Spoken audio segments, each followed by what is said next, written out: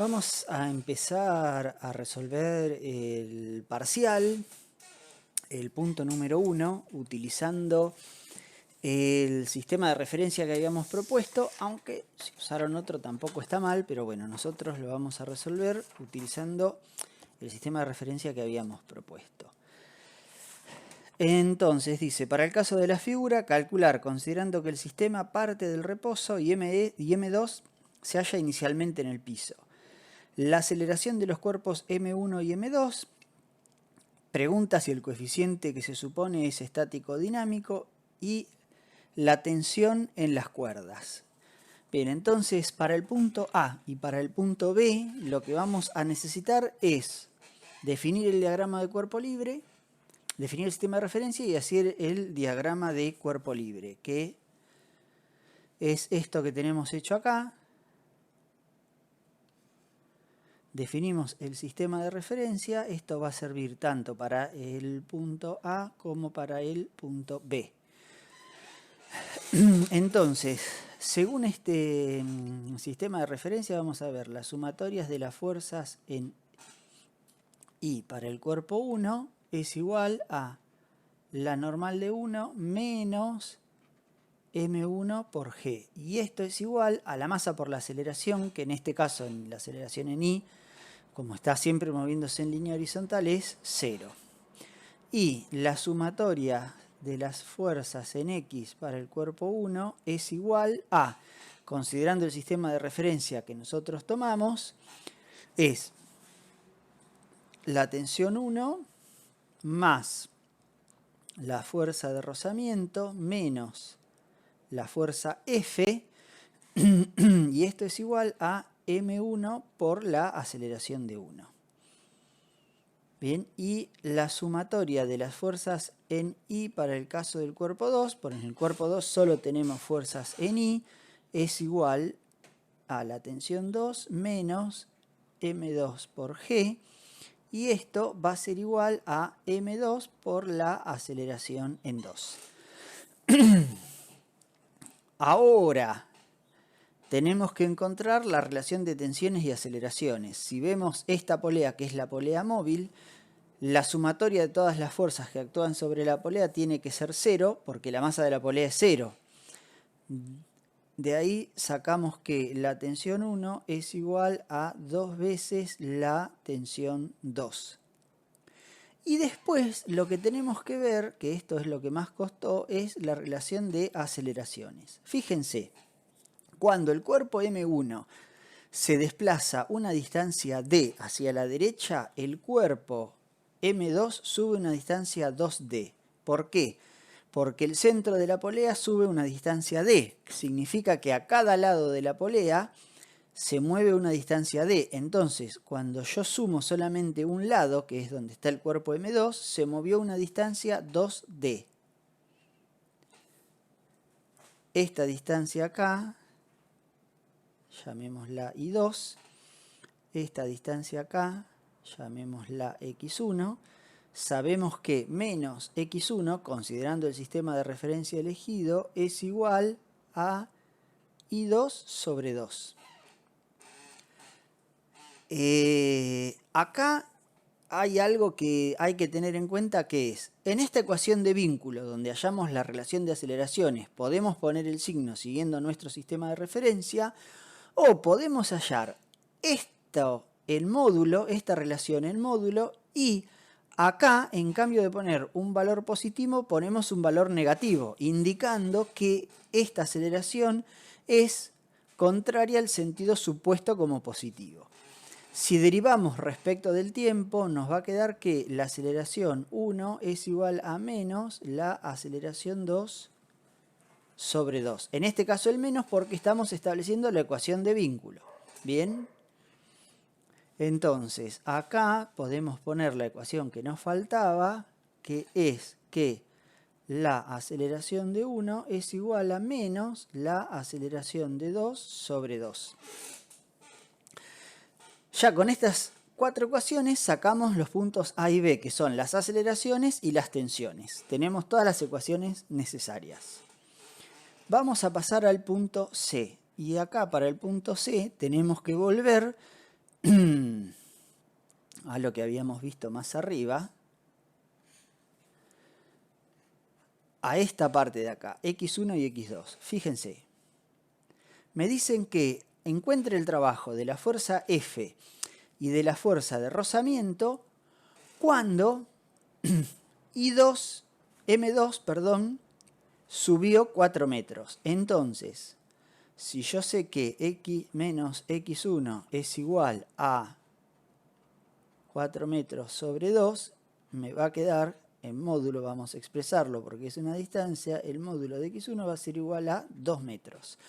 O sea que el trabajo que yo voy a tener, la distancia que voy a considerar o el desplazamiento es un desplazamiento de 2 metros. Ahora, vamos a escribir las ecuaciones de trabajo. Yo sé que el trabajo de la fuerza F es igual a la integral en una curva gamma de la fuerza F producto escalar un diferencial de gamma. Ahora bien, yo sé que la fuerza F, en función del sistema de referencia que yo elegí, la fuerza F está determinada por F menos versor I. Y la curva gamma es igual a X y un valor constante para I. Cuando yo hallo el diferencial de gamma, me va a quedar que va a ser igual a diferencial X versor I, en realidad menos diferencial X versor Y. ¿Por qué? Porque el diferencial de camino desplazándose hacia la izquierda va a tener sentido negativo. Y C, como es una constante, la derivada de una constante da 0. Entonces, acá lo que puedo decir es que el trabajo de la fuerza F es igual. Esta curva gamma está variando de x igual 0 a x igual 2. Entonces, es la integral de 0 a 2, porque se desplazó 2 metros, de F menos versor I, producto escalar, diferencial X menos versor I. Bien, entonces, la fuerza y el diferencial de desplazamiento tienen el mismo sentido hacia el lado negativo. Y la distancia que se mueven es 2 metros. Cuando yo resuelvo esto, menos versor I por menos versor I me da 1. Y me queda que esto va a ser igual a la fuerza F por 2 metros. De la misma manera, el rozamiento se mueve exactamente por la misma curva, o sea, el trabajo de la fuerza de rozamiento va a ser igual a la integral de 0 a 2 de la fuerza de rozamiento. En este caso la fuerza de rozamiento está en el sentido del más versor I, producto escalar, el diferencial de camino es el mismo, es menos versor I. Entonces, esto me va a dar igual a menos la fuerza de rozamiento por 2 metros. Bien. Y este era el punto C. Y ahora vamos a ver el punto D. Para el punto D tenemos que tener en cuenta el teorema de las fuerzas vivas. La variación de la energía cinética es igual a la sumatoria del trabajo de todas las fuerzas, internas, externas, conservativas, no conservativas. ¿Bien? Es la sumatoria del trabajo de todas las fuerzas, la variación de energía cinética.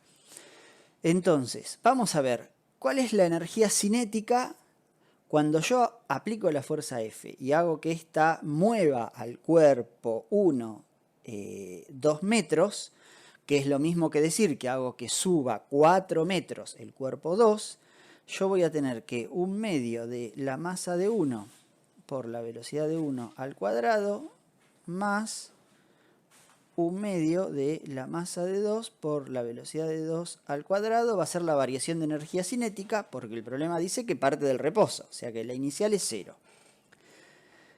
Y ahora, ¿qué fuerzas hacen trabajo? Fíjense que acá tenemos, para el caso del cuerpo 1, vamos a tener el trabajo de la fuerza F, que es el mismo que calculamos arriba, más el trabajo de la fuerza de rozamiento, el mismo que calculamos arriba. más el trabajo de la normal 1. Ese hay que calcularlo. Y para el caso del cuerpo 2 vamos a tener el trabajo del peso de 2. Y a su vez vamos a tener la sumatoria del trabajo de todas las tensiones. ¿Ven? Fíjense qué fuerzas actúan. Tenemos que hacer el trabajo de todas las fuerzas. Acá, bien, acá también tendríamos el trabajo, habría que sumar también el trabajo el